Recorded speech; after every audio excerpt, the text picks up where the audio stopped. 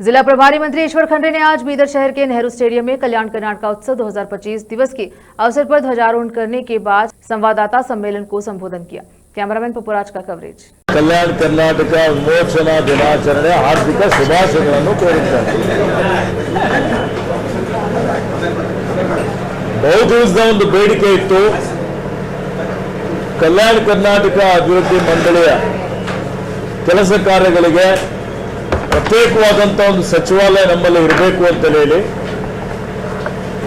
ನಾನು ಹಿಂದೆ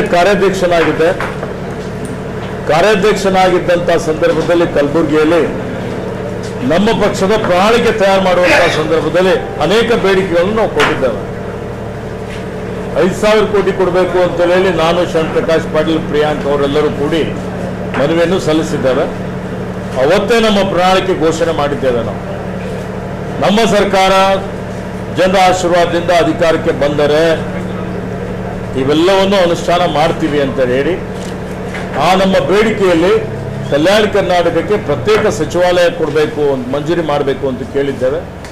ಸನ್ಮಾನ್ಯ ಮುಖ್ಯಮಂತ್ರಿಗಳು ಈ ಒಂದು ಪ್ರತ್ಯೇಕ ಸಚಿವಾಲಯದ ಬೇಡಿಕೆಗೆ ಸ್ಪಂದನೆ ಮಾಡಿ ಅವರಿಗೆ ಅನುಮೋದನೆ ಮಾಡಿ ಆದೇಶವನ್ನು ಹೊರಡಿಸಿದ್ದಕ್ಕಾಗಿ ನನ್ನ ಪರವಾಗಿ ಬೀದರ್ ಜಿಲ್ಲೆಯ ಕಲ್ಯಾಣ ಕರ್ನಾಟಕದ ಜನರ ಪರವಾಗಿ ಅವರಿಗೆ ಹಾರ್ದಿಕ ಅಭಿನಂದನೆ ಮತ್ತು ಧನ್ಯವಾದಗಳನ್ನು ಅರ್ಪಿಸುತ್ತೇನೆ। ಹಾಗೆ ಇವತ್ತು ಬೀದರ್ ಜಿಲ್ಲೆಯಲ್ಲಿ ಮಳೆ ಜಾಸ್ತಿ ಆಗಿದೆ। ವಾಡಿಕೆ ಅಂತ ಬೀಳುವಂಥ ಮಳೆಗಿಂತಲೂ ಭಾಳ ಜಾಸ್ತಿ ಮಳೆ ಬಿದ್ದಿದೆ ಅಂತಲ್ಲ, ಆದರೆ ಉದಾಹರಣೆಗೆ ಆಗಸ್ಟಲ್ಲಿ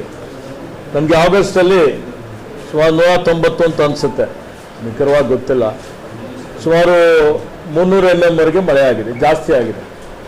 ಒಂದು ತಿಂಗಳಲ್ಲಿ ಎಷ್ಟು ಬೀಳಬೇಕು ಅದಕ್ಕಿಂತ ದುಪ್ಪಟ್ಟು ಮಳೆ ಬಿದ್ದು ಒಂದೇ ದಿವಸದಲ್ಲಿ ಸುಮಾರು 230 mm ಮಳೆ ಔರಾದ್ನಲ್ಲಿ ಆಗಿದೆ।